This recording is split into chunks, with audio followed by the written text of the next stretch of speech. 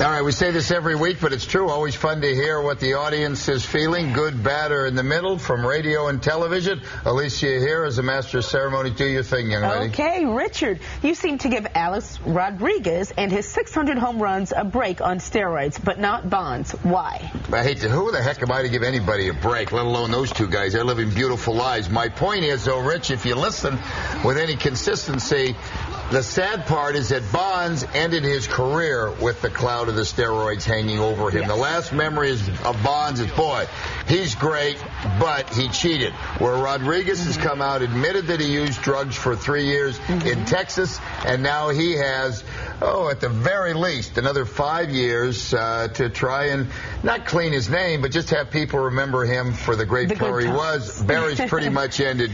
He cheated. He got, well, allegedly caught. Yeah. Boom, it's over. So that's what I mean by that. And both those guys, at the end of the day, they're going to live well into the night, not having to worry about anything. This is true. Okay. All right. Okay. Mr. Todd, I've waited since the Giants moved to San Francisco in 1958 for a world title. I think this is the year. What do you think? Yeah, Mr. Todd, that's a lot of people are feeling, and then you watch the Giants lose a couple in a row and you start to scratch your head. But the thing they've got is really good pitching, not to get too technical, but Lincecum, Kane, they've got 3 other guys that are pretty darn good, and that should stop them from having any long losing streaks.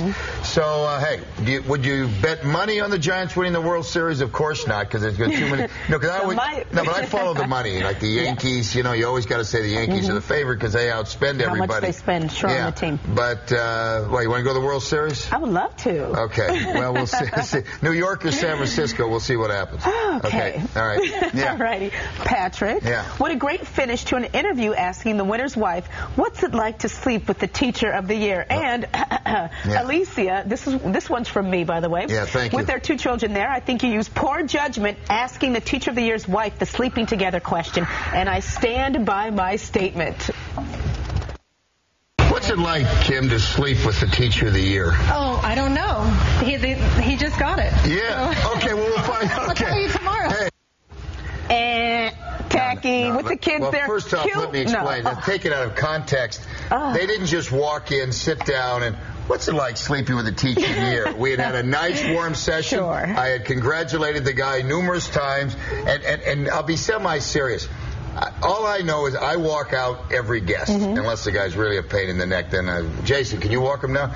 But I walk every guest out. These guys were in jovial moods. They drove all the way from Oakley. So, hey, you know, if it rubbed you wrong, it rubbed you wrong. It but did. I know how the people who count felt, and they seem to have enjoyed themselves. And I asked you, was the wife nice to you after? And you guys were laughing and having a good time. Yeah, but you know, you walk in after sweating and just killing yourself for about 10 minutes here, and I get home, and you... you were working blue that night, but, you know, it didn't bother her, so I guess it can't bother me. It didn't bother the people in question. They seem to enjoy themselves. There you have it. You and the haters spin on it. Oh, well. Okay, all right. Okay, moving on then to Bert here. Yeah. You seem to relish negative emails. Don't your feelings get hurt? Bert, my feelings get hurt probably more than anybody. I'm sensitive. But if it comes from your employers who are paying you nicely, then if you don't give them what they want, it makes me feel bad. If somebody you love says, it bothers me too. But to somebody who maybe watches the show, once every 2 months, you know, and you can always tell, and I will say this till the day I die, nobody is having a good day saying, geez, the kids are great, love my job, love my girlfriend, love my wife, love my mate. What did he say on TV? I'm going to sit down and get real personal. So these guys that get with these personal attacks, laugh right at them. Are you kidding? All the way to the bank. Okay, fair enough. Okay. And May, so what if Brett Favre does an interview in his truck with the engine running? It's the media's fault for hounding him. I'm just going to say, don't do anything. Keep your window up and roll. But he had his engine revving. The poor guy, a 50-year-old reporter, had to stick his arm in there. I just think it's rude and should know better. All right? Okay. And Red, I think Radnich was dominated by his father and breastfed too long by his mother. That's why he hates a great man like Brett Favre. Wow. Not often that I say, Red, you got me. Well. Red, you know me too well. Thank you, Red.